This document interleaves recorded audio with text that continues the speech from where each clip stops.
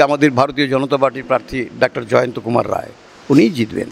জয়ন্ত রায় খুব স্বচ্ছ ভাবমূর্তির লোক। জয়ন্ত রায়ের কাছে পৌঁছানোর জন্য মানুষকে কোনো এজেন্ট বা অন্য কোনো মাধ্যম দরকার হয় না, সরাসরি তার কাছে পৌঁছতে পারেন। স্থায়ী সরকার দরকার, সেই জন্য নরেন্দ্র মোদী হাত শক্ত করা দরকার, তো সময় লাগবে, সেই জন্য তাকে আরেকবার সুযোগ অবশ্যই মানুষ দেবে। জয়ন্ত রায় নিপাট ভদ্র মানুষ, একজন প্রফেসর ডাক্তার।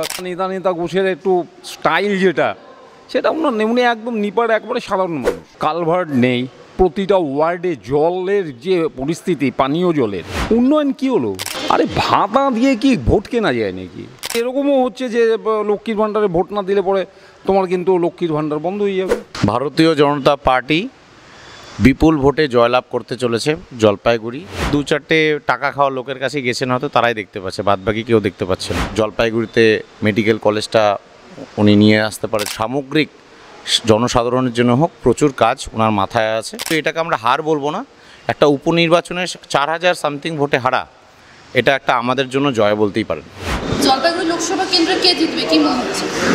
অবশ্যই আমাদের ভারতীয় জনতা পার্টির প্রার্থী ডাক্তার জয়ন্ত কুমার রায় উনিই জিতবেন। কেন জিতবেন? প্রথম কথা, জয়ন্ত রায় খুব স্বচ্ছ ভাবমূর্তির লোক। বিগত 2019 সালের নির্বাচনে জলপাইগুড়ির মানুষ জয়ন্ত রায়কে বিপুল ভোটে জয়ী করেছিল। তারপরে বহু কাজ যেগুলো জয়ন্ত রায় জলপাইগুড়ির সামগ্রিক উন্নয়নের জন্য, রেলওয়ের পরিকাঠামো, স্টেশন সংস্কার, এক্সপ্রেস হাইওয়ে, মেডিকেল কলেজ, এ সমস্ত করেছে। আর সবথেকে বড় কথা যে জলপাইগুড়ি শহরেই থাকেন উনি, এবং জয়ন্ত রায়ের কাছে পৌঁছানোর জন্য মানুষকে কোনো এজেন্ট বা অন্য কোনো মাধ্যম দরকার হয় না, সরাসরি তার কাছে পৌঁছতে পারেন। সেই জন্য মানুষ তার মনের কথা জয়ন্ত রায়ের কাছে তুলে ধরতে পারেন। স্বাভাবিকভাবে এরকম একটা স্বচ্ছ ভাবমূর্তির লোক, সাধারণ মানুষের সঙ্গে খোলামেলা মেলামেশা করেন। তো এরকম মানুষকে হাতের কাছে পেয়ে মানুষ অন্য কাউকে ভোট দেবে কেন?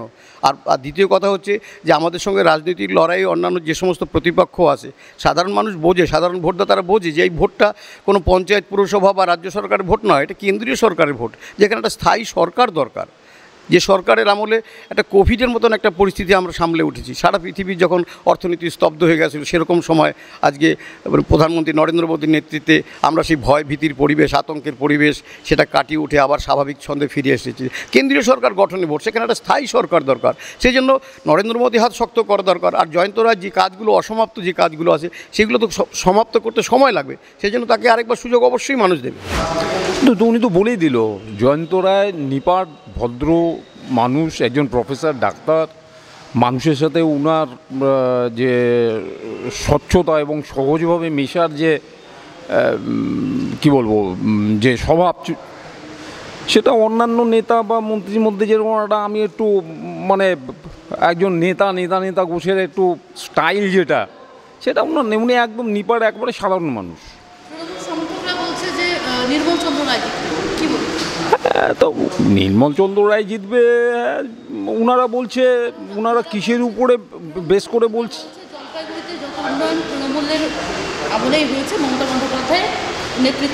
হ্যাঁ, সে তো ত্রিফলতা এখনও জায়গায় জায়গায় ভেঙে পড়ে আছে।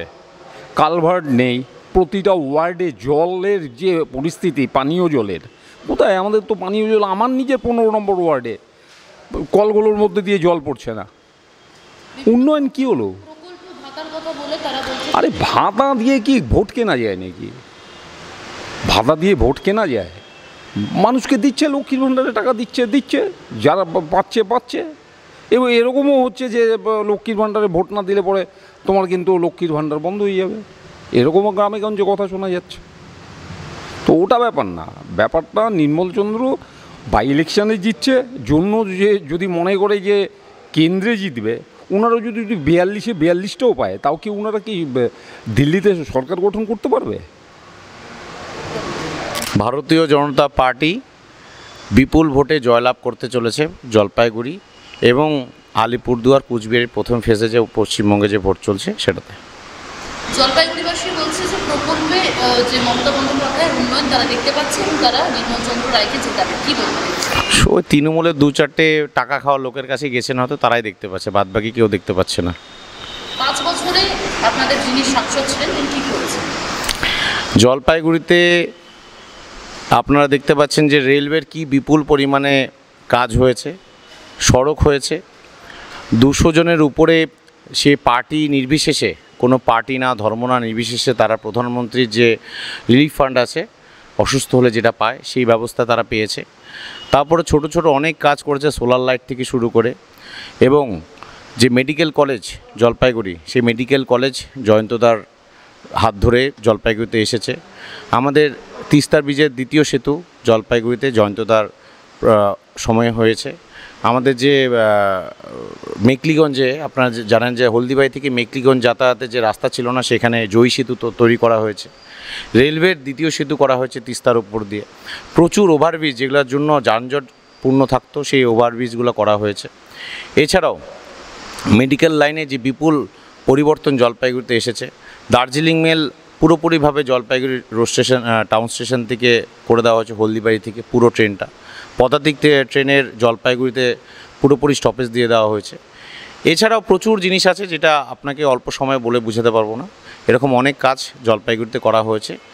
এবং জলপাইগুড়ির জয়ন্তদা যে আমাদের বর্তমানের প্রার্থী ভারতীয় জনতা পার্টির, সে একজন ভদ্রসভ্য এবং ডাক্তার মানুষ। তিনি মেডিকেল লাইনটা নিয়ে খুব ভালো বোঝেন, তাই উনি অনেক সংঘর্ষ করেই বলতে পারেন এক প্রকার যে আমাদের জলপাইগুড়িতে মেডিকেল কলেজটা উনি নিয়ে আসতে পারেছেন। এবং আগামী দিনে মেডিকেল লাইনে হোক, রেলওয়েতে হোক, সড়কে হোক এবং সামগ্রিক জনসাধারণের জন্য হোক, প্রচুর কাজ ওনার মাথায় আছে। আগামী যে টার্মটা উনি পাবেন, সেই টার্মে উনি সেগুলো বাস্তবায়িত করবেন। আচ্ছা, গত উপনির্বাচনে আমরা দেখেছি নির্মল চন্দ্র রায় বেশ কিছু ভোটে জয়লাভ করেছে। এই ভোটেও কি তার জয়লাভ করার কোনো আশা রয়েছে? দেখুন, নির্মল চন্দ্র রায় ধূপগুড়িতে উপনির্বাচনে 1.5% ভোটে জিতেছে।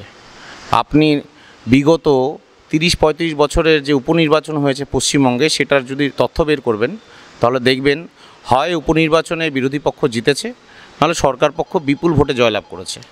আর যারা হেরেছে তারা বিপুল ভোটে হেরেছে। 1.5%-এর মার্জিন কোনোদিনও উপনির্বাচনে হয়নি। সামান্য 1.5%, 4000 সামথিং ভোটে উনি জিতেছেন উপনির্বাচনে, যেখানে সরকার চেঞ্জ হওয়ার ব্যাপার নেই। সবাই জানে যে সরকার উনি থাকবে। একটা ভুল বুঝিয়ে অভিষেক ব্যানার্জি ভুল বুঝিয়ে ভুল তথ্য দিয়ে সভা করে সাধারণ মানুষকে ভুল বিভ্রান্ত করে সেখানে একটা চেষ্টা করেছিলেন। এবং সেই সময় কিছু সংখ্যক ভোট উপনির্বাচনে, আপনারা জানেন নর্মাল ভোটের থেকে উপনির্বাচনে ভোটের সংখ্যাটা একটু কমে যায়, সেটাও হয়েছিল। সেই কারণেই ভারতীয় জনতা পার্টি সামান্য ভোটেই সেখানে হারের মুখ দেখতে হয়েছিল। কিন্তু এটাকে আমরা হার বলবো না। একটা উপনির্বাচনে 4000 সামথিং ভোটে হারা, এটা একটা আমাদের জন্য জয় বলতেই পারেন।